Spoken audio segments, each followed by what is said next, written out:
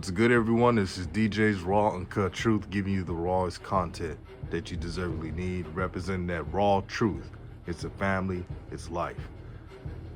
Now today's topic, Lonzo Ball had an excellent defensive game, facilitated to his ability, ran transition well, showed the athleticism, but there was a problem. And if you're a fan of Lonzo, let's be honest, let's not be emotional. He was very passive. The Cavaliers, they did their scouting report. If you look at film, if you really digest film and not just look at highlights, they had the driving lanes open for him, and he just never took them. Now the Bulls look impressive. They have a lot of depth. The defense was spot on, perfect last night. Everybody on that roster was willing to be aggressive and take on the offensive opposition with just the Cavaliers. From Levine, Lonzo, you know he was the leader of that on the defensive end, so they got that down. But when they play against great teams, when they play against the Nets, Lakers, or any other team, Bucks, that's when Lonzo has to be the most assertive. That's when he has to be the most assertive. And I know there's people going to be here and said that Lonzo had an excellent game. I gave him a B. And it probably seems too high to give him a B. But since the Bulls,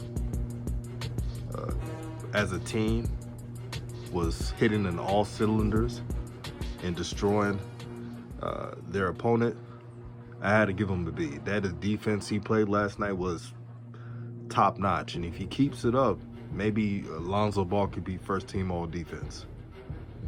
But for his career, he has to take advantage of what the defense gives him.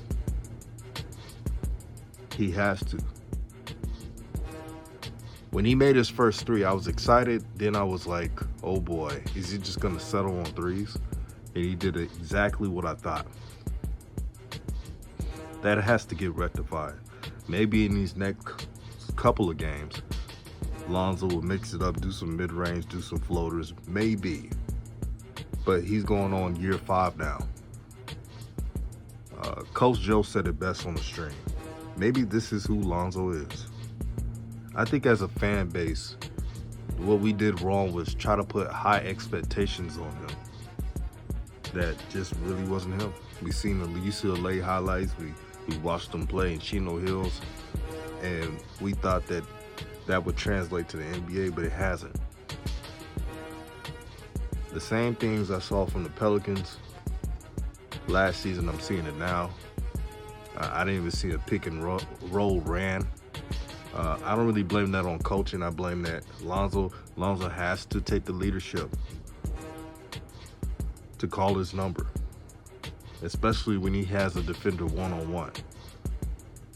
You got itty-bitty Colin Sexton. Well, he's 6'1", at least 6'1". Offensively, he's a pit bull. But defensively, Lonzo should have took that head on, especially when he's at the basket. You're 6'6", Lonzo Ball. You're 6'6", you're 200 plus pounds. You can take that matchup. That's all I want to see. Him taking advantage what the defense gives him. I'm not talking about stats. I was on the Pope live stream. Shout out to the Pope, and make sure you subscribe to his channel.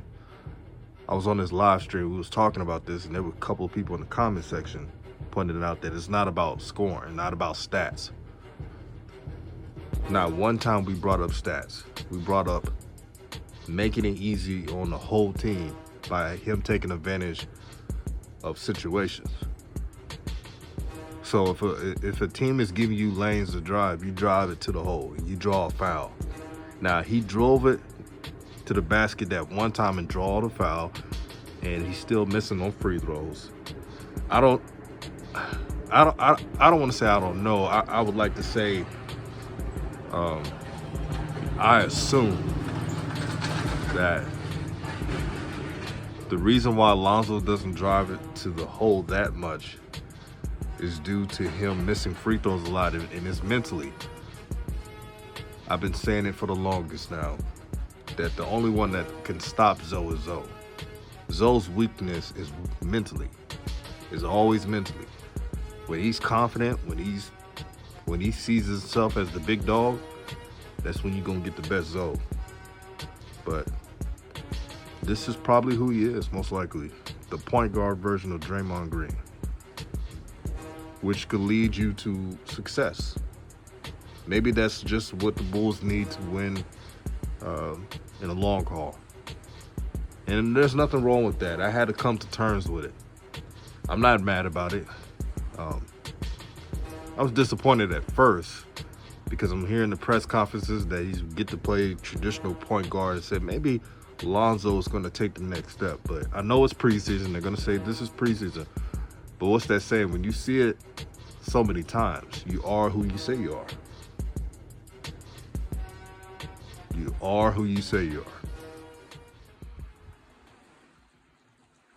But the Bulls are definitely a dangerous team in the East. They're athletic. They're fast. Billy Donovan has always been a defensive coach. These are the players he wanted on his team. These are the players. So, shout out to everybody that support this channel. It's all love. Even if you don't agree with me, just let me know. Give an opinion. All opinions are welcome, as long as you're respectful. But I'm gonna play this interview. Not interview, but press conference, post-game interview that Billy Donovan was talking about Lonzo being passive. This is a message. He has to step it up. I'm not saying he has to score 20 points, but just at least be assertive. I think it's going to take some time for those guys to get, comfortable playing with one another. But I thought today was a good first step of playing against somebody other than ourselves to kind of find a little bit more about ourselves. You can use the qualifier of a preseason game, but given this team's struggles with turnovers last year, I mean, your assist to turnover ratio is just pretty astounding, especially for a bunch of guys who haven't played much together. So. Yeah, I mean, I thought there was a lot of possessions where we probably overpassed a little bit, but you'd rather have that than the other way. But I do think, like I said, I think the IQ of these guys, experience, the basketball feel, is really great. And we have multiple handlers and multiple guys that can make plays. I think the biggest thing we're going to have to, and I felt like this week is, we just can't have this kind of disparity at the free throw line, where one is we got to not foul as much, but we got to find ways to get to the free throw line a little bit more than we did, because there's going to be nights where we don't shoot the ball at 40% clip from behind the line, and we're going to have to do it through defense and rebounding, and then sometimes you got to generate points from the free throw line. A lot of steals.